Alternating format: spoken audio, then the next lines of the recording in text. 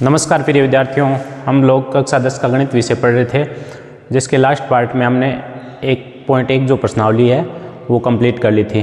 अब हम आगे शुरू करने जा रहे हैं नेक्स्ट पार्ट। तो चलो चलते हैं आगे। इस नेक्स्ट पार्ट में हम सिद्ध करेंगे अपरिमेय संख्याएं। क्या सिद्ध करेंगे? अपरिमेय संख्याएं।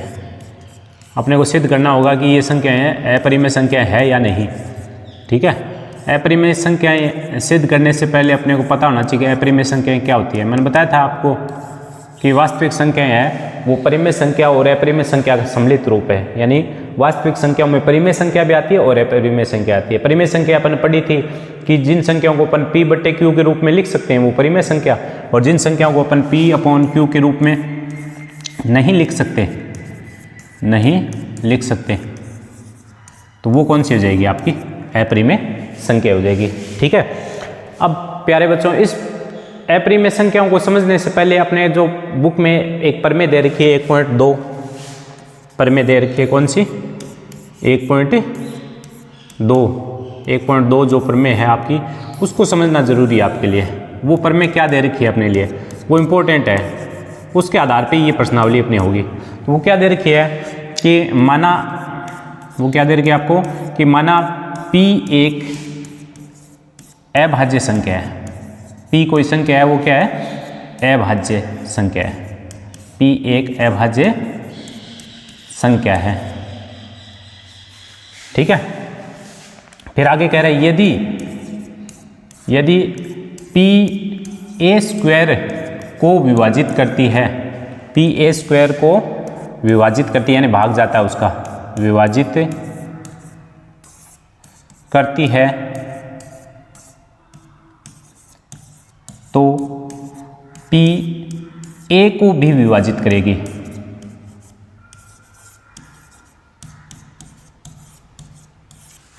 P A² को विभाजित करती है तो P A को भी विभाजित करेगी, जहां A क्या है आपका? A धनात्मक पूर्णांक है।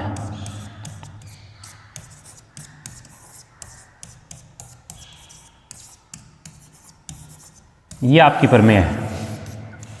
ठीक है, प्रमेय क्या अपनी 1.2 कि माना P एक अभाज्य संख्या है, जहां P है वो A² को यदि विभाजित करती है तो P A को भी विभाजित करेगी, और जहां A क्या एक धनात्मक पूर्णांक है। पढ़ा है अपने एक एग्जाम्पल लेके देखो, समझाता हूँ मैं आपको। मान लेते हैं अपन ने माना, यहाँ बता देता हूँ, देखो यहाँ बता रहा हूँ मैं। मानो मैंने ले लिया 6 ले लिया, 6 एक धनात्मक पूर्णांक ले लिया। 6 क्या एक धनात्मक पूर्णांक, 6 का स्क्वायर करता हूँ, वर्ग करता हूँ तो कितना आता है? 36 आता है। 6 का स्क्वायर किया मैंने, कितना आ गया? 36। अब 36 का अपन अभाज्य गुणनखंड करते हैं तो 36 में 2 का भाग देते हैं, कितनी बार जाएगा? 18 बार। फिर 2 का देंगे 9 बार। फिर 3 का जा रहा है 3 बार। फिर 3 का जा रहा है कितनी बार? 1 बार। तो 36 का जो अभाज्य गुणनखंड क्या आ गया? 2 आ गया, 2 आ गया, 3 आ गया, 3 आ गया। ये अभाज्य गुणनखंड आ गया। अब क्या कह रहा है अपना, नोट करना कि P एक अभाज्य संख्या है। इनमें से ये अभाज्य संख्या है, देखो ये अभाज्य संख्या है, ये भी अभाज्य संख्या है, ये भी अभाज्य संख्या है। तो P क्या है अपने? एक अभाज्य संख्या है। यदि P है A² को विभाजित करती है, A² का मतलब ये हो गया 36, 6 का स्क्वायर कितना हो गया? 36। यदि P इनमें से मतलब ये ले लेते हैं, P बराबर अपन क्या ले लेते हैं? 2 ले लेते हैं। एक अभाज्य संख्या ले लेते हैं 2, तो 36 में 2 का भाग जा रहा है, देखो कितनी बार? 18 बार जा रहा है ना। तो ये कह रहा है कि यदि ये P है जो 2 लिए अपने, वो इस A² यानी ये A माना है अपने, 36 को क्या माना है? 6 को A माना है, और इसका स्क्वायर करेंगे तो 36 हो जाएगा A²। तो 36 में इस P का भाग जा रहा है, P बराबर 2 लिया है तो भाग जा रहा है। तो ये कह रहा है इस A में भी यानी 6 में भी इसका भाग जाएगा 2 का। ये कहना चाह रहा है। समझ गए क्या? समझ गए ना? P अपन ने क्या लिए? एक अभाज्य संख्या ले ली 2। P का भाग इस A के स्क्वायर यानी 36 में जा रहा है, तो ये कह रहा है इससे 6 में भी यानी A में भी भाग जाएगा इस अभाज्य संख्या का। समझे बात को? समझ गए ना? तो ये अपनी प्रमेय 1.2 क्या कर रही है कि P एक अभाज्य संख्या है, तो अपन ने एक संख्या ले ली A। ठीक है, मैं इधर दोबारा बताता हूँ आपको। देखो एक संख्या ले ली A बराबर अपने 6, तो इसका मैं A² बनाऊंगा, A का स्क्वायर कराऊंगा तो कितना हो जाएगा? 36 हो जाएगा कि नहीं? 36 हो जाएगा। ए ले ली संख्या और ए का स्क्वायर किया 36 हो गया। अब क्या कह रहा है ये 36 का मैं अभाज्य गुणनखंड करूं तो ऊपर किया मैंने 2 का भाग लगाया 18, फिर 2 का लगाया 9, फिर 3 का गया 3, फिर 3 का गया 1। तो ये अपने पास अभाज्य संख्या आ गई। इनमें से अपन p बराबर ले सकते हैं, इसको भी ले सकते हैं, इसको भी ले सकते हैं, इसको भी ले सकते हैं, इसको भी, क्योंकि सारी अभाज्य है। इस 36 का अभाज्य गुणनखंड तो है। तो p बराबर मैंने ले लिया, माना अपने p बराबर, माना p बराबर कितना ले लिया अपने 2 ले लिया, 3 भी ले सकते हैं, 3 से भी आ जाएगा। तो 2 ले लिया, तो 2 का भाग जा रहा है a स्क्वायर में। देखो a स्क्वायर का मतलब कितना हुआ 36, 36 में 2 का भाग जा रहा है 18 बार। तो ये कह रहा है कि a में भी, a जो 6 माना है उसमें भी 2 का भाग जाएगा, ये कहना चाह रहा था। अब तो समझ गए हो गया अच्छे से, ये इंपॉर्टेंट है, ये ध्यान रखना आपको। p एक अभाज्य संख्या है और p है a स्क्वायर को विभाजित करती है, तो p a को भी विभाजित करेगी। और जहाँ a धनात्मक पूर्णांक है, a है वो पूर्णांक कैसा लेना अपने को, धनात्मक। अब चलते हैं इसके सवालों पे, आगे देखो। अब आपने दे रखा है, सिद्ध कीजिए कि √5 एक अपरिमेय संख्या है। √5 क्या है, एक अपरिमेय संख्या है। इस टाइप का जो क्वेश्चन है आपको परीक्षा में अवश्य ही देखने को मिलेगा, चाहे √5 का आ जाए, चाहे √2 का आ जाए, चाहे √3 का आ जाए, चाहे √7 का। परीक्षा में एक क्वेश्चन अपना पक्का मिलता है इसका। और सारों के तरीके एक से हैं, बस संख्या चेंज करने अपने को और अच्छे से समझना है। अगर आपने एक क्वेश्चन पहले समझ लिया ढंग से, तो सारे क्वेश्चन आपको आने लग जाएंगे। तो समझो कैसे करना है। अपने को जो ये 5 है इसको अपरिमेय सिद्ध करना है, तो हम इसके विपरीत मानेंगे। सबसे पहले अपन मानेंगे कि √5 क्या एक परिमेय संख्या, इसको परिमेय संख्या मान के अपन है और इसको सिद्ध करेंगे कि ये अपरिमेय संख्या। कैसे करेंगे वो देखते हैं। चलो अपन चलते हैं यहाँ सॉल्यूशन पे। देखो सबसे पहले अपन मानते हैं कि माना √5 एक परिमेय संख्या है। क्या है, √5 एक परिमेय संख्या है।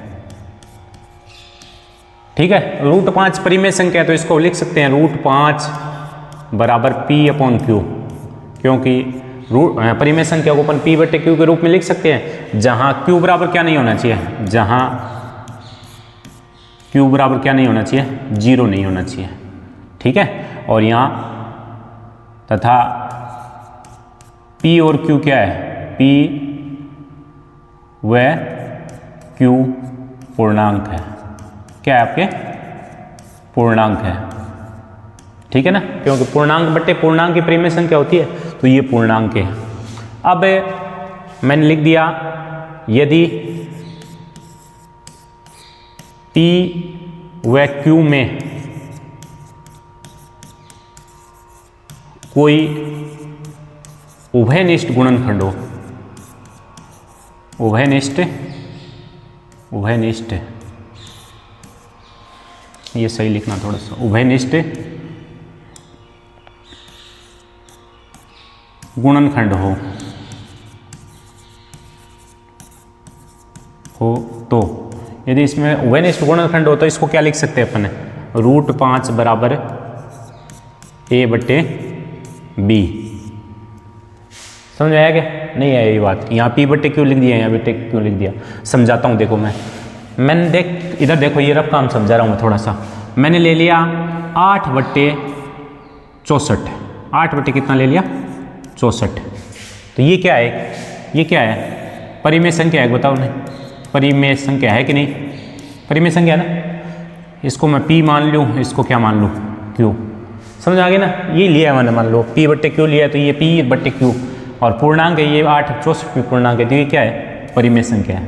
ठीक है ना, लेकिन इसको मैं क्या लिख सकता हूँ, 8 और बट्टे 64 को मैं लिख सकता हूँ 2 गुणा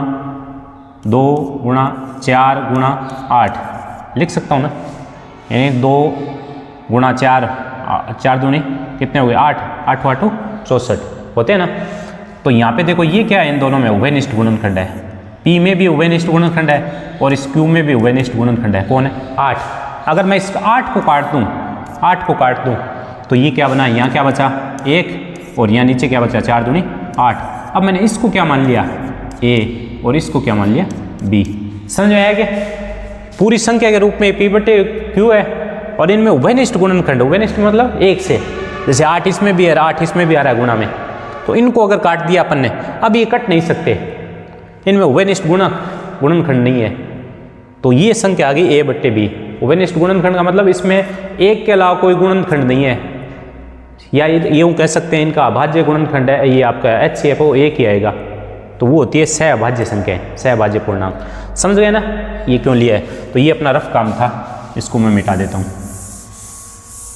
तो ये मान लिया मैंने रूट 5 बराबर पी बटे क्यू, जहाँ क्यू बराबर क्या होना नहीं होना चाहिए, 0 नहीं होना चाहिए, और पी और क्यू क्या है, पूर्णांक। यदि पी और क्यू में कोई उभयनिष्ठ गुणनखंड है, मतलब बताया था ना 8 ऊपर भी है 8 नीचे भी है, 64 में भी 8 है, तो ऐसे उभयनिष्ठ गुणनखंड हो तो वो काट दिया अपने, काटने के बाद में लिखा तो ए बट्टे बी, जहाँ मैं लिख दूँ जहाँ ए व बी सहअभाज्य पूर्णांक, सहअभाज्य पूर्णांक है। काटने के बाद में जो आया, जैसे अपन ने 8 बटे 64 को काट दिया, 8 बटे 64 तो क्या है, पी और क्यू के रूप में है, ठीक है। इसको अपन लिख सकते हैं 8 बट्टे, इसको लिख सकता हूँ मैं 8 गुणा 8, तो ये 8 से 8 कट गया। अब ऊपर कितना बचा 1, नीचे कितना बचा 8, तो ये क्या आ गया अब ए और बी के रूप में। ये दोनों है, ये कैसे पूर्णांक है, सहअभाज्य, सहअभाज्य पूर्णांक। समझ आएगी बात, ये कैसे पूर्णांक है, सहअभाज्य। ए बट्टे बी लिया अपने, वो सहअभाज्य है, यानी इनके गुणा में एक ही है, वही गुणनखंड के रूप में एक सा मिलेगा, क्योंकि एक ऊपर भी एक नीचे भी हो सकता है 8 के गुणा में भी। तो सहअभाज्य पूर्णांक वो होते हैं जिनका HCF एक आता है, या अपन यूँ कह सकते हैं उनमें कोई उभयनिष्ठ गुणनखंड नहीं होता, तो इनमें कोई उभयनिष्ठ गुणनखंड नहीं है, कहने का मतलब ये आ गया। समझ गए आप? अब देखो अपन आगे चलते हैं। अब क्या करते हैं अपन, दोनों तरफ वर्ग करते हैं, दोनों तरफ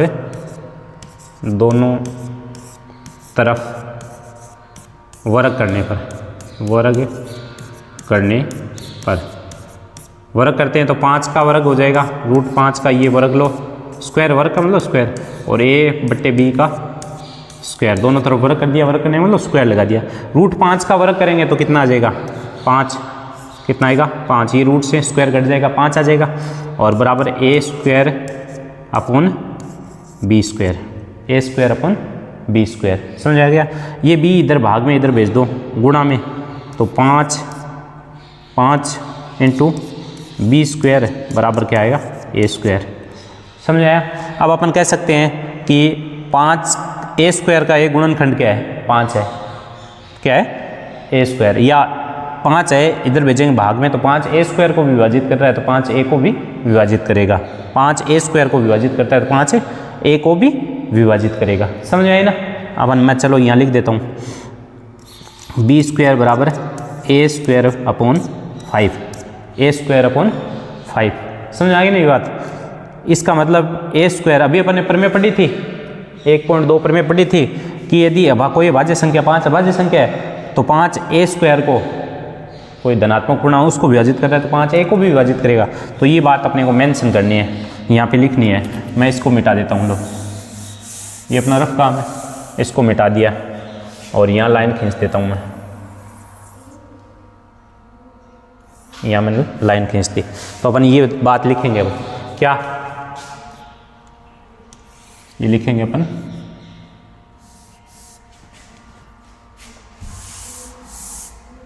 ये अपन लिखेंगे क्या, 5 ए स्क्वायर को विभाजित करता है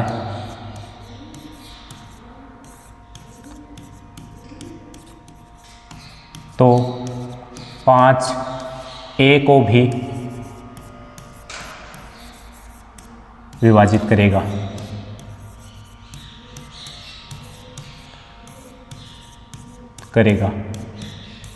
अपन ने ये लिख देंगे प्रमेय से, अपन ने जो प्रमेय पढ़ी थी उससे। 5 यदि ए स्क्वायर को विभाजित करता है तो 5 ए को भी क्या करेगा, विभाजित करेगा। समझ आ गई ना बात? यहाँ 5 यदि ए स्क्वायर को विभाजित करता है तो 5 ए को विभाजित, इसका मतलब ए स्क्वायर का एक गुणनखंड क्या आ गया 5। ठीक है, अब ये भी मैं रफ काम बता देता हूँ थोड़ा सा आपको। मान लो ए स्क्वायर में अपन 5 का भाग देते हैं, 5 का भाग देते हैं, तो अपने मान लो भाग देने पर ये आ गया, जो अपना भागफल है वो सी आ गया, और यहाँ पे क्या आ गया 0। तो अपन क्या लिख सकते हैं, ए बराबर क्या लिख सकते हैं, एक ए स्क्वायर में नहीं सॉरी ए में, यहाँ पे ए आएगा आपका, ए में 5 का भाग लो तो ए बराबर क्या आएगा 5 इंटू सी। इसको अपन ऐसे ही तो लिख सकते, नीचे अगर 0 आता है पूरा पूरा विभाजित करेगा तो अपन जो भागफल वाली जो प्रमेय लगाते हैं कि भाजक इंटू भागफल प्लस शेषफल बराबर भाज्य होता है, तो उससे देखें अपन तो ये बराबर 0 आ जाएगा। तो ए बराबर क्या मान सकते हैं अपन 5c। ठीक है, माना ए बराबर क्या है 5c। समझ आ गई ना बात, ए बराबर अपन मान लेंगे 5c। इसको समीकरण नंबर 1 दे देता हूँ मैं, इसको समीकरण नंबर क्या दे देता हूँ 1। ठीक है, इसको समीकरण नंबर 1 दे दिया। तो अपन ए का मान समीकरण 1 में रखने पर, ए का मान समीकरण 1 में रखने पर, तो ए का मान यहाँ रख देंगे। तो ये क्या है, 1 नंबर समीकरण लिख देते हैं पहले, 5 इंटू बी स्क्वायर बराबर ए स्क्वायर, ये अपनी है। इसमें ए का मान रख देंगे तो 5 इंटू बी स्क्वायर बराबर ए का मान कितना है 5c, और इसका क्या आ जाएगा स्क्वायर, तो ये आ जाएगा 5 इंटू बी स्क्वायर बराबर 5 का स्क्वायर 25 और c का स्क्वायर c स्क्वायर। आ गया कि नहीं, ये अपन ने मान लिया ए बराबर 5 इंटू सी। कैसे माना वो बता ही दिया मैंने, समझ में आ गया होगा कि जैसे आपका ए का भाग लगाते हैं अपन 5 में, 5 का भाग लगाते हैं ए में, तो मान लो गुणा करने पर भागफल अपना सी आता है। तो यहाँ आपका मान लो ए आया तो कितना हो गया आपका 0, तो अपन भाज्य बराबर लिखते हैं ना। जैसे मैं ये ऐसे बता दूँ आपको, 25 का भाग लगाया अपन ने, 5 का भाग लगाया 25 में, ठीक है 25 में लगाया तो कितनी बार गया 5 बार, यहाँ 0 आया तो अपन लिख सकते हैं 25 बराबर क्या लिखते हैं 5 इंटू 5 प्लस 0, ये तो लिखते हैं। भाज्य बराबर भाजक इंटू भागफल प्लस शेषफल, तो वही कंडीशन लगाई है मैंने। ठीक है, तो ये अपन ने, आपको तो और नहीं समझ में आता तो आप ए बराबर 5c मान के कर लेना और ए की वैल्यू इस समीकरण 1 में रख देना। तो कोई ये रख दी। अब देखो 5 इधर गुणा में इधर जाएगा तो भाग में, तो बी स्क्वायर बराबर क्या आ गया आपका 5 25/5 बराबर सी स्क्वायर। तो ये 5 से 5 कट गया कितनी बार 5 बार, तो बी स्क्वायर बराबर कितना आया 5c स्क्वायर। अब 5 इधर गुणा में है, इधर भी भाग में चला जाएगा, तो बी स्क्वायर अपॉन 5 बराबर क्या आया सी स्क्वायर। अब जैसे ए का आया था वैसे बी का आ गया, यानी बी स्क्वायर को 5 विभाजित कर रहा है तो बी को भी करेगा। तो अपन यहाँ लिख देंगे 5 बी स्क्वायर को विभाजित करता है, 5 बी स्क्वायर को विभाजित करता है तो 5 बी को भी विभाजित करेगा। किससे आएगा ये, परमेय से। समझ आ गई ना बात है, 5 बी स्क्वायर को विभाजित करता है तो 5 बी को भी विभाजित करेगा। तो इसका मतलब क्या हुआ, इसका मतलब ये हुआ कि ए का एक गुणनखंड 5 आ गया और बी का भी गुणनखंड क्या आ गया 5। तो अपन लिख सकते हैं क्या, अगले पेज पे क्या लिख सकते हैं अपन, देखो अगले पेज पे लिख सकते हैं कि 5 ए व बी का उभयनिष्ठ गुणनखंड है, उभयनिष्ठ गुणनखंड है। अब अपन ने शुरुआत में ये माना था, यहाँ पे देखो अपन ये माना था कि सहअभाज्य संख्या है ए और बी। इसका मतलब सहअभाज्य संख्या का मतलब इनका कोई उभयनिष्ठ गुणनखंड नहीं होना चाहिए। मैंने बताया था आपको सहअभाज्य संख्या मतलब कोई उभयनिष्ठ गुणनखंड है। 1/8 है तो उसमें तो कोई हुआ ही नहीं, बताया था ना उदाहरण देके। 1/8 में तो खाली एक ही उभयनिष्ठ गुणनखंड है, लेकिन यहाँ 5 आ रहा है उभयनिष्ठ गुणनखंड, 5 उभयनिष्ठ गुणनखंड आ रहा है, क्यों 5 का भाग यहाँ इसमें भी जा रहा है ए में भी और यहाँ बी में भी जा रहा है। इसका मतलब 5 इनका क्या हो गया, उभयनिष्ठ गुणनखंड हो गया।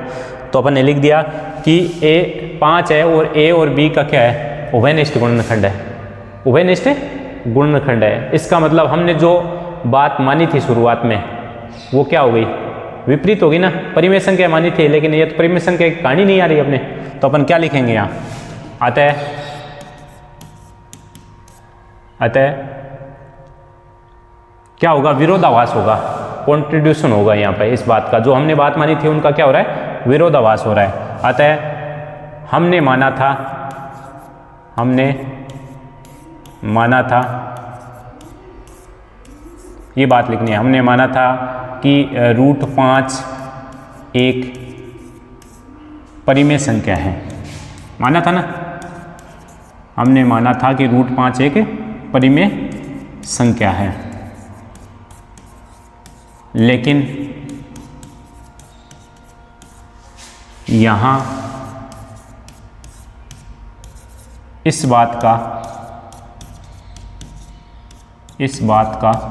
हमने माना था कि √5 एक परिमेय संख्या है, लेकिन यहाँ इस बात का विरोधाभास हो रहा है, विरोधाभास हो रहा है, कॉन्ट्रडिक्शन हो रहा है। ठीक है ना। अतः हमारी परिकल्पना गलत है। हमारी जो हमने परिकल्पना की थी शुरुआत में या अवधारणा की थी वो क्या है, गलत है। अतः हमारी परिकल्पना गलत है, जिस कारण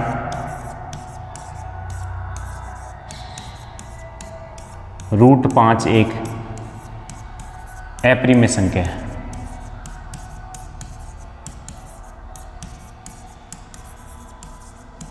अपरिमेय संख्या है। ठीक है, ये अपने को सिद्ध करना था, तो हेंस प्रूव्ड, ये बात सिद्ध हो गई। समझ में आ गई ना बात। एक बार दोबारा देख लीजिए। सिद्ध करना था कि √5 एक अपरिमेय संख्या है, अपन ने इसका विपरीत मान लिया कि √5 एक परिमेय संख्या है। हमने परिमेय संख्या को अपन P/Q में लिख सकते हैं, जहाँ Q बराबर 0 नहीं होना चाहिए, और P और Q क्या है, पूर्णांक है। यदि P और Q में कोई उभयनिष्ठ गुणनखंड है, बता दिया मैंने एग्जाम्पल लेके, उभयनिष्ठ गुणनखंड है तो उसको अपन उभयनिष्ठ को काट देते हैं, तो ये आपका बच गया A/B बराबर √5, जहाँ A और B सहअभाज्य पूर्णांक है, यानी इनमें कोई उभयनिष्ठ गुणनखंड नहीं है। सहअभाज्य वो होते हैं जिनमें कोई उभयनिष्ठ गुणनखंड नहीं होता है, या जिनका HCF 1 होता है। अब दोनों तरफ वर्ग किया अपन ने, वर्ग किया तो √5 का वर्ग कितना आया, √5 का वर्ग कितना आ गया, 5 आ गया, और A² का वर्ग A² और B² का वर्ग B²। तो 5, अब B² इधर भाग में, इधर भेज दिया गुणा में, और 5 इधर गुणा में, वो भाग में आ गया। इसका मतलब मैंने बताया था कि ये कोई अभाज्य संख्या है, यदि A² को विभाजित करती है तो A को भी विभाजित करेगी। ये बात लिख देंगे हम कि 5 A² को विभाजित करता है तो 5 A को भी विभाजित करेगा, परिमेय से, जो अपने 1-2 परिमेय पढ़ी थी। अब मैंने बता दिया भाज्य बराबर भाजक इंटू भागफल प्लस शेषफल। यदि ये पूरा विभाजित करता है तो A बराबर अपन लिख सकते हैं 5 × C, मतलब जो अपना ये भागफल आया C मान लिया अपने। तो अपन इसको, ये जो A की वैल्यू है वो अपन ने इस समीकरण नंबर 1 में रख दी। ये जो अपनी समीकरण नंबर 1 है, इस समीकरण नंबर 1 में यहाँ A की जगह रख दिया 5C, 5 का स्क्वायर 25 हो गया, C का स्क्वायर C², ये 5 इससे कट गया तो 5C आ गया, 5 इधर गुणा में है, इधर आ जाएगा भाग में। तो 5 भी अभाज्य संख्या B² को विभाजित करता है तो 5 किसको विभाजित करेगा, 5 किसको विभाजित करेगा, B को भी। 5 B² को विभाजित करता है तो 5 B को भी विभाजित करेगा। ये अपन ने बता दिया परिमेय से। अब अपन ने बता दिया कि यहाँ पे 5 है, वो A और B का क्या आ गया, उभयनिष्ठ गुणनखंड, क्योंकि 5 का भाग A में भी जा रहा है B में जा रहा है, इसका मतलब उभयनिष्ठ गुणनखंड हो गया ना। तो हमने जो माना था कि √5 एक परिमेय संख्या है शुरुआत में, लेकिन यहाँ इस बात का विरोधाभास हो गया, क्योंकि अगर परिमेय संख्या होती तो ये आपका 5 है वो उभयनिष्ठ गुणनखंड नहीं आता, तो इस बात का क्या हो गया, विरोधाभास। अतः हमारी परिकल्पना क्या हो गई, गलत हो गई ना। हमारी परिकल्पना क्या है, गलत है, जिस कारण से √5 क्या है, एक अपरिमेय संख्या है। तो ये सिद्ध हो गया, परिमेय मान के अपन ने अपरिमेय सिद्ध किया है। ठीक है, अगर आपने अच्छे से ये समझ लिया तो आपको क्या करना है, अगले क्वेश्चन में जब आप करोगे तो यहाँ √2 करना है। √2 करोगे तो ये √2 आ जाएगा, यहाँ √2, यहाँ 2 आ जाएगा, यहाँ 2 आ जाएगा, यहाँ 2 आ जाएगा, यहाँ 2, यहाँ भी 2 आ जाएगा। और 3 का करोगे तो यहाँ जहाँ 5 है वहाँ 3 आ जाएगा। 7 का करते हो तो 7 आ जाता है। यानी सारे क्वेश्चन है एज इट इज इस तरह से हैं आपके। तो ले लो इसका स्क्रीनशॉट, चलते हैं आगे।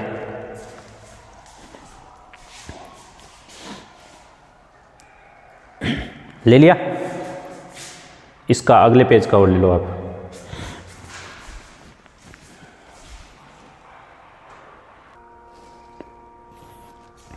ले लिया स्क्रीनशॉट। चलते हैं अगले क्वेश्चन पर। अब देखो एक उदाहरण है इसका √2 का, √2 का भी है आपके, लेकिन आपने 5 वाला बता दिया। एक मैं ये और बता देता हूँ, √2 वाला आप अपने आप कर सकते हो। इजी सा क्वेश्चन, आपको बस समझने की बात है। और जहाँ अपन इसमें 5 या 2 रख रहे हैं, 3 रख रहे हैं, वहीं 2 रखना है आपको। बाकी आपके क्वेश्चन इस टाइप से हैं।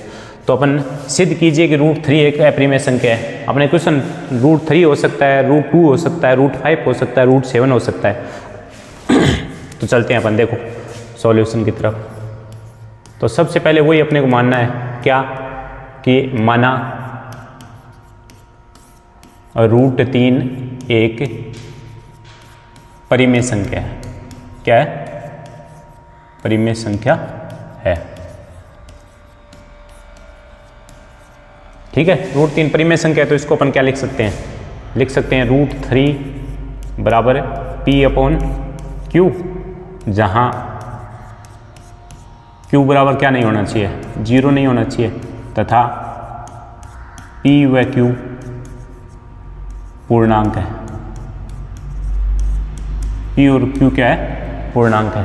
ठीक है, अब लिख सकते हैं अपन, यदि P व Q में कोई उभयनिष्ठ गुणनखंड हो,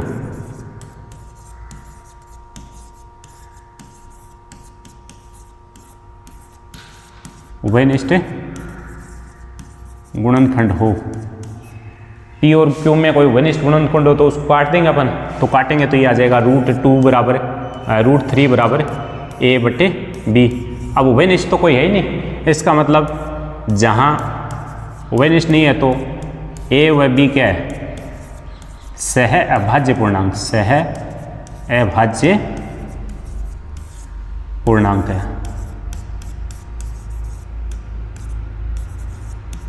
सहअभाज्य पूर्णांक, इनमें कोई उभयनिष्ठ गुणनखंड नहीं है। समझ में आ गई ना बात? जैसे मैं लिख दिया 3/4, ये काटने के बाद में 3/4 आ गया। जैसे अपन ने लिख दिया 12/16, तो ये हो गया P/Q, P/Q। समझ आ गई ना बात? ये लिख दिया मैंने P/Q। अब मैंने इसको काटा, इसमें क्या है? इसमें क्या लिख सकते हैं? 4×3, और इसको लिख सकते हैं 4×4। तो इन दोनों में देखो ये क्या आ गया? ये कॉमन गुणनखंड आ गया। अगर इसको अपन काट देते हैं तो ये बच गया 3/4, जिसको अपन ने मान लिया A/B। अब इनमें देखो कोई कॉमन नहीं है, कॉमन नहीं है आपका, कॉमन नहीं है, कॉमन नहीं है, इसका मतलब उभयनिष्ठ नहीं है, उभयनिष्ठ गुणनखंड नहीं है। तो ये क्या है? दोनों सहअभाज्य है। इनका HCF लेंगे तो कितना आएगा? HCF कितना आएगा? 1 ही आएगा HCF। तो सहअभाज्य समझ गए ना? सहअभाज्य का मतलब है जिसमें या तो उसका HCF 1 आता है या फिर उसमें कोई उभयनिष्ठ गुणनखंड नहीं होता। ये बात आपको समझनी जरूरी है। ठीक है, ये बात समझ में आ जाती है, उसके बाद में क्वेश्चन आपका हो जाता है आराम से। तो ये सहअभाज्य पूर्णांक मान लिया। अब अपन इनका क्या कर देते हैं? वर्ग करने पर वर्ग कर देंगे तो √3 का स्क्वायर और बराबर A/B का स्क्वायर हो गया। तो ये इसका करेंगे तो 3 आ जाएगा, A का स्क्वायर A² आ गया बटे B का B²। अब B को इधर पक्षांतरण कर देते हैं तो क्या हो जाएगा?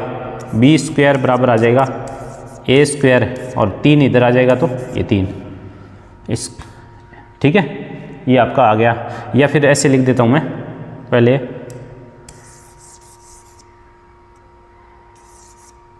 3 तो इधर था ही, B को इधर पक्षांतरण कर दिया। इसको अपन नाम दे देते हैं समीकरण नंबर 1। ठीक है, अब 3 इधर गुणा में इधर जाएगा भाग में, तो B² बराबर क्या आएगा? A²/3। अब अपन क्या लिख सकते हैं? वही बात लिखनी है अपने को। क्या लिखनी है अपने को? अपन लिखेंगे कि 3 है वो A² को विभाजित करता है, 3 A² को विभाजित करता है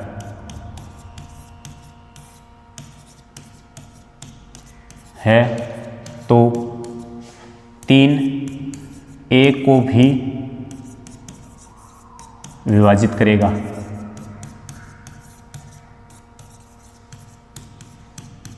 ये आपका परमेय से, परमेय जो पढ़ी अपने 1.2 उससे। कि बी स्क्वायर यदि ये ए स्क्वायर है वो 3 ए स्क्वायर को विभाजित करता है तो 3 ए को विभाजित करेगा। पढ़ा था आपने कि कोई अभाज्य संख्या है किसी धनात्मक पूर्णांक के वर्ग को विभाजित करता है तो उस धनात्मक पूर्णांक को विभाजित करेगा, तो ए स्क्वायर को विभाजित कर रहा है तो ए को भी विभाजित करेगा प्रमेय से। समझ में आ गई। अब मान लो, अब मैं थोड़ा सा यहाँ रफ कार्य बता रहा हूँ आपको, पहले समझो, आप समझ जाओगे ना, ज़्यादा हो जाएगा। कि अपन ने पढ़ा है कि भाज्य बराबर है भाजक इंटू भागफल प्लस शेषफल, पढ़ा है ना आपने, शेषफल। तो ये जो 3 है इसकी जगह मान लो मैं ए की जगह ले लेता हूँ 9 ले लेता हूँ, या मतलब 12 ले लेता हूँ।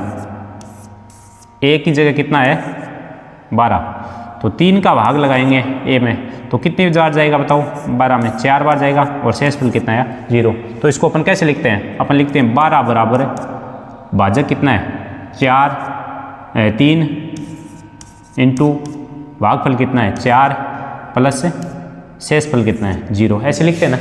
अब अपन ने मान लिया कि यहाँ पे अपने को पता ही नहीं 12 है क्या पता नहीं ना, तो इसको अपन सी मान लेते हैं।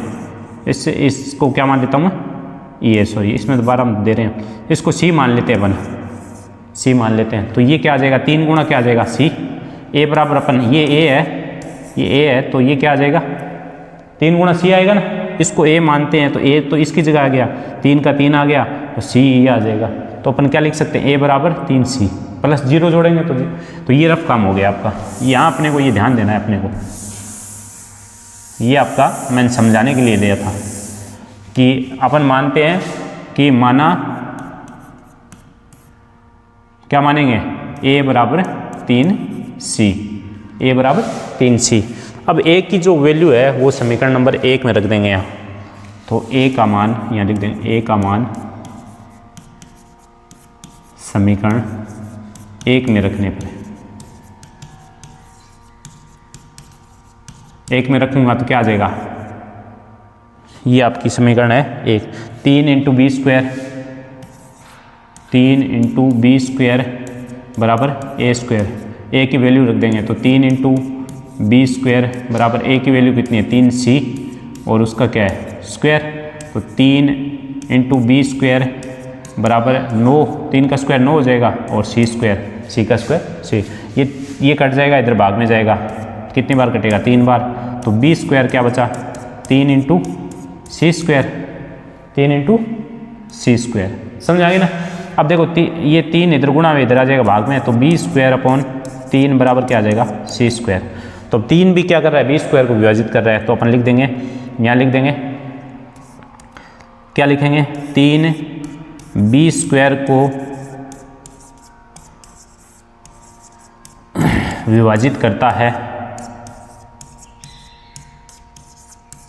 तो 3 बी को भी विभाजित करेगा।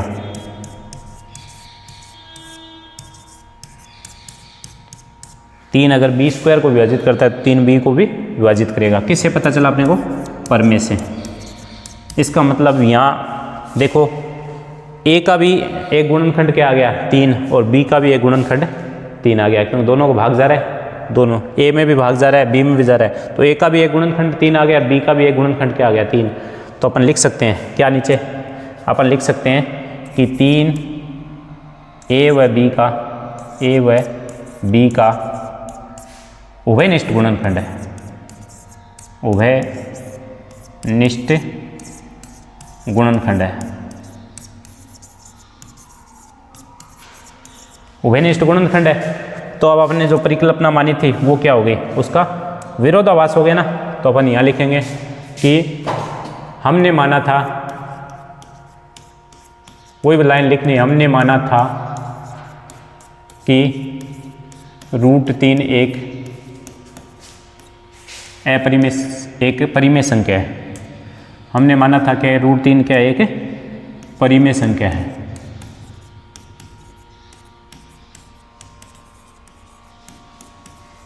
ठीक है ना, लेकिन अपरिमेय आ गई क्योंकि उनका 3 है, वो दोनों का उभयनिष्ठ गुणनखंड आ गया ना। हमने माना था कि √3 एक परिमेय संख्या है, लेकिन इस बात का विरोधाभास हो रहा है, लेकिन इस बात का, ये लाइन लिखनी जरूरी है अपने को, विरोधाभास हो रहा है। हमने माना था कि √3 एक परिमेय संख्या है, लेकिन इस बात का विरोधाभास हो रहा है। अतः हमारे द्वारा मानी गई परिकल्पना गलत है। हमारे द्वारा मानी गई परिकल्पना क्या है? गलत है।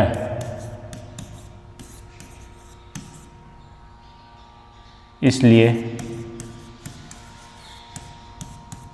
√3 एक अपरिमेय संख्या है। कैसी संख्या है? अपरिमेय संख्या। ठीक है, समझ आ गया ना? तो देखो सेम टू सेम कॉपी है √5 वाली। √5 वाले की जैसे क्या है? कॉपी है। वैसे अपने को √5 की जगह क्या लिखना है? √3। समझ में आ गया होगा आपको? ठीक है, तो ले लो इसका स्क्रीनशॉट।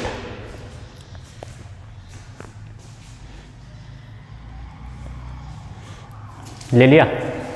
अब इस पेज का और ले लो, इसका और ले लो।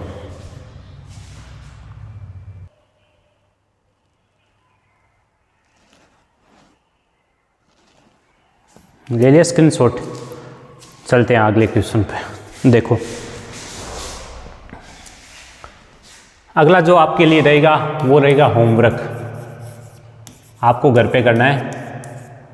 ऐसे कैसे ही है, क्वेश्चन क्या है? सिद्ध करना है अपने को, जो अपने पीछे किया ना वैसा ही है। सिद्ध कीजिए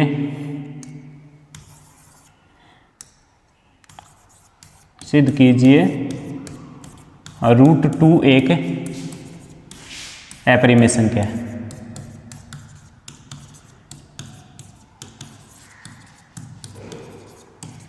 समझ आ गया ना? जो अपन पीछे क्वेश्चन किए हैं, ये क्वेश्चन किए हैं √3 का, √5 का, इस पे आधारित है। बस संख्या यहाँ 2 की जगह √3 की जगह √2 करना है, √5 की जगह √2 करना है। आपको सेम बाकी कॉपी करनी है, डिटो करनी है, तो आप घर पे इसका अभ्यास करोगे। कर लोगे ये होमवर्क अपना? कर लोगे ना? ओके, चलते हैं आगे। अगला जो अपना क्वेश्चन है, दूसरा क्वेश्चन है 1.2 प्रश्नावली का। वो क्या है? सिद्ध कीजिए कि 3 + 2 √5 एक अपरिमेय संख्या है। वहाँ पे सिर्फ √5 या √2 √3 था, इनमें साथ में और संख्याएं आ गई। तो अपन करते हैं इनका सॉल्यूशन। देखो क्या है, अपने वही माना 3 + 2 √5 एक परिमेय संख्या है। परिमेय संख्या है, पहले अपन मान लेते हैं। ठीक है, ये मान लिया। तो इसको अपन क्या लिख सकते हैं? 3 + 2 √5 बराबर P/Q। P/Q। ठीक है, P/Q, जहां Q बराबर क्या नहीं होना चाहिए? 0 नहीं होना चाहिए, तथा P व Q पूर्णांक है। P व Q क्या है? आपके पूर्णांक है। ठीक है, अब देखो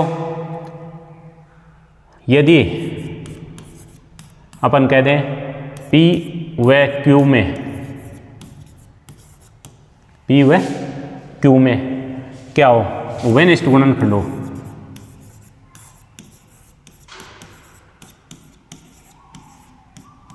गुणनखंड नहीं तो सीधा ही कर लेते हैं अपन। उभयनिष्ठ गुणनखंड की यहाँ जरूरत ही नहीं पड़ेगी अपने को, सीधा ही कर लेते हैं अपन। उसमें तो अपने सिद्ध किया था, उभयनिष्ठ गुणनखंड आया था, यहाँ पे जरूरत ही नहीं है। अपन क्या करते हैं? देखो अपने को रूट के अलावा जो भी संख्या है वो उधर पक्षांतरण करके भेजनी है। तो पहले 3 प्लस में, वो उधर जाएगा माइनस में जाएगा। 3 प्लस का है ना, वो उधर जाएगा। तो P/Q माइनस कितना आ जाएगा? 3 लघुत्तम ले लेंगे, कितना आ जाएगा? Q लघुत्तम आ जाएगा। तो 2 √5 बराबर क्या आ जाएगा? Q लघुत्तम आ गया। Q का Q में भाग लगाया 1 को P से गुणा किया P, 1 का भाग लगाया Q में Q बार, और 3 से गुणा किया 3Q। अब देखो P और Q क्या पूर्णांक, पूर्णांक में यदि कोई संख्या गुणा करते हैं, जोड़ते हैं, घटाते हैं, गुणा करते हैं तो पूर्णांक ही आता है। जैसे 3 को क्यूब आपका पूर्णांक मान लो 5 है तो 5 3 15 पूर्णांक भी आ जाएगा। तो ये पूरा का पूरा क्या आ गया पूर्णांक। ये 2 गुणा में है, इधर आ जाएगा भाग में। तो √5 बराबर क्या आया p माइनस 3q बट्टे 2q, ठीक है ना। जहाँ अपन लिख देंगे जहाँ p minus 3q upon 2q पूर्णांक है। क्या है पूर्णांक है। अब पूर्णांक बट्टे पूर्णांक क्या होता है परिमेय संख्या। पूर्णांक बट्टे पूर्णांक क्या होता है परिमेय संख्या। ये भी पूर्णांक है, ये भी पूर्णांक परिमेय संख्या। लेकिन √5 अपने पहले क्वेश्चन में माना था कैसे है अपरिमेय संख्या। तो इस बात का क्या हो गया विरोधाभास, विरोधाभास हो गया ना। तो इसलिए √5 क्या है अपरिमेय संख्या है।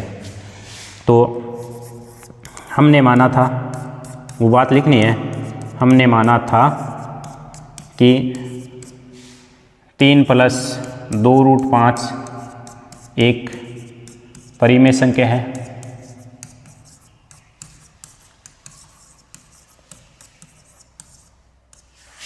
लेकिन इस बात का विरोधाभास हो रहा है, विरोधाभास हो रहा है।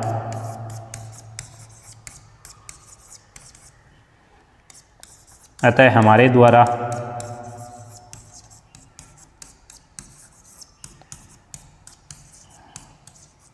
मानी गई परिकल्पना गलत है। ये लाइन लिखनी आपको जरूरी है। परिकल्पना गलत है, इस कारण से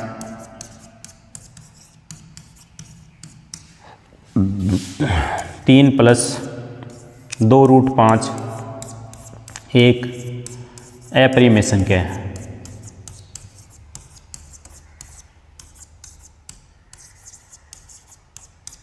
कैसी संख्या अपरिमेय संख्या। समझ गए। अपने ये संख्या दे रही कि p बट्टे q मान लिया, q बराबर 0 नहीं होना चाहिए और p और क्या q क्या है पूर्णांक। अब ये 3 प्लस का है, पहले इधर माइनस में भेज दिया, लघुत्तम ले लिया, 2 गुणा में ये भाग में भेज दिया। ये पूरा क्या आ गया पूर्णांक आ गया। पूर्णांक बट्टे पूर्णांक क्या होता है परिमेय संख्या। लेकिन √2 क्या है हमने पहले क्वेश्चन में माना था अपरिमेय संख्या। तो इससे क्या सिद्ध हो गया, हमने जो परिकल्पना मानी थी परिमेय संख्या की वो क्या हो गई गलत हो गई, उसका विरोधाभास हो गया, कॉन्ट्रडिक्शन हो गया। इसलिए हमारी परिकल्पना क्या हो गई गलत। अतः 3 + 2√5 एक क्या है अपरिमेय संख्या। ठीक है, ले लो इसका स्क्रीनशॉट। चलते हैं आगे। ले लिया। अब चलो अगले क्वेश्चन की ओर। अब देखो जो आपका तीसरा क्वेश्चन है उसका पहला क्वेश्चन दे रखा है, अपने को सिद्ध कीजिए कि 1/√2 एक अपरिमेय संख्या है। अपने को सिद्ध करना है, तो अपन इसके सॉल्यूशन की तरफ चलते हैं। चलो, माना 1/√2 एक परिमेय संख्या है। पहले वही करेंगे अपन, परिमेय संख्या है। ठीक है, तो इसका मतलब 1/√2 है, इसको अपन लिख सकते हैं p/q के रूप में। p बट्टे जहाँ q बराबर क्या नहीं होना चाहिए 0 नहीं होना चाहिए, तथा p व q पूर्णांक है। p व q क्या है पूर्णांक है। अब ऊपर नीचे अपन इसमें क्या कर देते हैं, इसको √2/√2 से ऊपर नीचे मल्टीप्लाई कर देते हैं। कोई फर्क पड़ता है क्या, √2 से √2 कट जाता है, वापस वही संख्या आ जाती है। तो ये √2 आ गया और बट्टे में क्या आ गया 2, √2 को √2 से गुणा किया 2 आ गया, बराबर p/q। ये 2 इधर भाग में इधर भेज देंगे गुणा में, तो √2 बराबर आ गया 2p/q। अब ये क्या है पूर्णांक, ये भी पूर्णांक, पूर्णांक को 2 से गुणा किया पूर्णांक आया। तो ये आ गया जहाँ 2p/q क्या है पूर्णांक है। पूर्णांक आ गया ना, ये पूर्णांक आ गया। लेकिन अब जो एग्जांपल दिया था मैंने होमवर्क के लिए आपको, इसमें अपने सिद्ध किया √2 क्या है अपरिमेय संख्या। तो परिमेय संख्या के बराबर अपने इस पूर्णांक बटे पूर्णांक परिमेय संख्या के बराबर अपरिमेय संख्या। तो हमारे द्वारा मानी गई परिकल्पना क्या होगी असत्य होगी, गलत साबित होगी, उसका विरोधाभास हो गया। तो ये क्या होगी ये संख्या है 1/√2 एक अपरिमेय का। तो लिख देंगे हम, यहाँ लिख देंगे हमने माना था, वो ये लाइन ज़रूरी है आपको, हमने माना था कि 1/√2 एक परिमेय संख्या है, एक परिमेय संख्या है, लेकिन इस बात का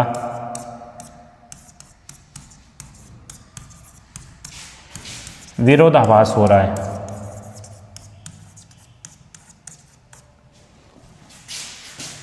विरोधाभास हो रहा है, ठीक है, इस बात का क्या हो रहा है, विरोधाभास हो रहा है। अतः हमारे द्वारा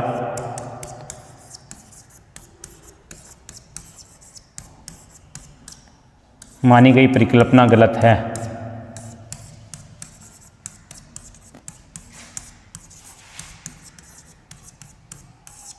हमारे द्वारा मानी गई परिकल्पना गलत है,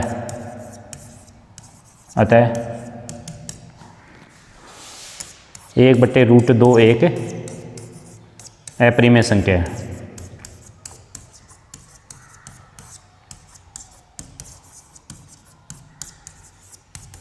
समझ आ गई बात? ले लो इसका स्क्रीनशॉट।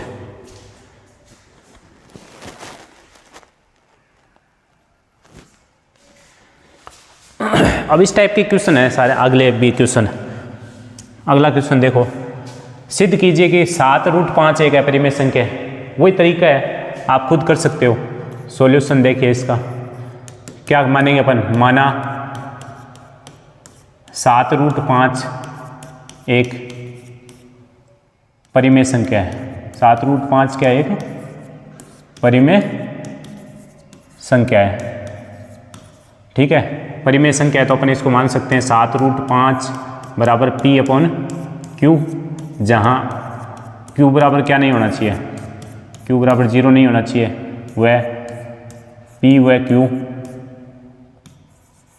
पूर्णांक है, ठीक है। अब देखो 7 इधर गुणा में है, वो भेज देंगे, भाग में आ जाएगा। तो √5 बराबर क्या आ जाएगा, P/7Q, जहाँ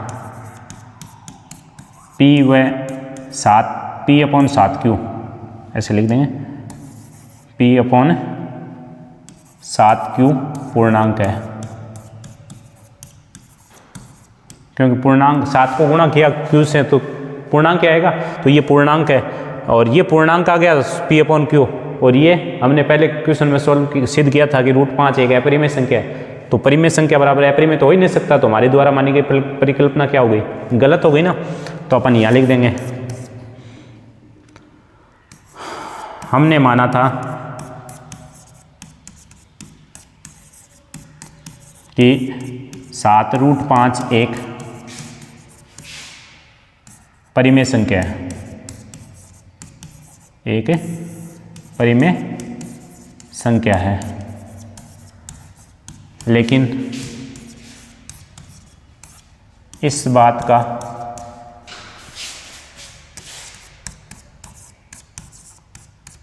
विरोधाभास हो रहा है,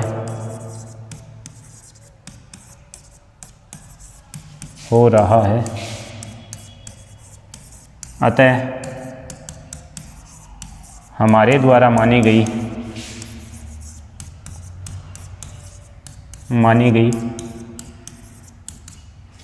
परिकल्पना क्या है, गलत है। हमारे द्वारा मानी गई परिकल्पना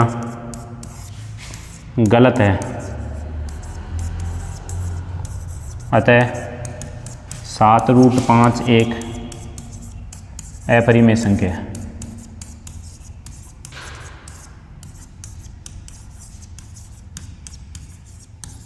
अपरिमेय संख्या है। समझ में आ गई बात? ले लो इसका स्क्रीनशॉट।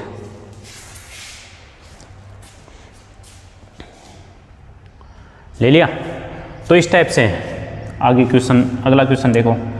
लास्ट जो क्वेश्चन है वो इस टाइप का ही है, 6 + √2 एक अपरिमेय संख्या सिद्ध करना है। तो वही है सॉल्यूशन, माना 6 प्लस रूट 2 एक परिमेय संख्या है। क्या है? परिमेय संख्या है। तो क्या हो जाएगा? अपन परिमेय संख्या को क्या लिख सकते हैं? अपन लिख सकते हैं P अपॉन Q, जहाँ Q बराबर क्या नहीं होना चाहिए? 0 नहीं होना चाहिए, तथा P व Q क्या होना चाहिए? पूर्णांक होना चाहिए। हो गया। अब 7 प्लस में है, उधर भेज दो, माइनस में चला जाएगा तो रूट 2 बराबर 7 नहीं sorry 6, P upon Q minus 6, लघुत्तम ले लो तो रूट 2 बराबर आएगा आपका, Q लघुत्तम आ गया, यहाँ तो बच गया P माइनस यहाँ 6Q आता है ना, एक का भाग लगाया Q में, Q को 6 से गुणा 6Q, जहाँ P minus 6Q upon Q क्या है? पूर्णांक है। पूर्णांक है तो ये पूरा पूर्णांक आ गया। ये अपरिमेय संख्या, पूर्णांक क्या होता है? पूर्णांक बट्टे पूर्णांक परिमेय संख्या, लेकिन ये अपरिमेय संख्या अपन ने सिद्ध की थी पीछे, तो अपन हमारे द्वारा मानी गई परिकल्पना क्या बनेगी? गलत हो गई। हमने माना था 6 प्लस रूट 2 एक परिमेय संख्या। ये लाइन याद करनी है आपको, इतनी बार लिखोगे तो याद हो जाएगी आप। हमने माना था कि 6 प्लस रूट 2 एक परिमेय संख्या है, परिमेय संख्या है, लेकिन यहाँ इस बात का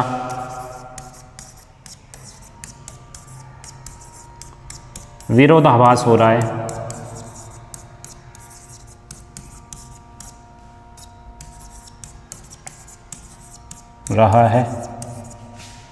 अतः हमारे द्वारा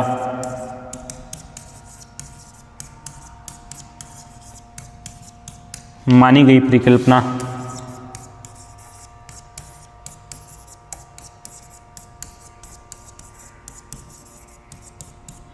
गलत है। अतः 6 प्लस रूट 2 एक कौन सी संख्या है? अपरिमेय संख्या है। अपरिमेय संख्या है। ठीक है, लास्ट में सबके लिख देना है फ्रूट, इति छेदम हो जाएगा। तो ले लो इसका स्क्रीनशॉट। ले लिया। तो प्रिय विद्यार्थियों, आज हमने जो अपरिमेय संख्या हैं वो सिद्ध करना सीख लिया, और इसी के साथ आपकी पहली प्रश्नावली भी कंप्लीट होगी। ठीक है, इसके अपन ने LCM निकालना सीखा था, और उसके बाद में अपन ने अपरिमेय संख्याएं सिद्ध करनी थी। कीजिए कि ये अपरिमेय संख्याएं।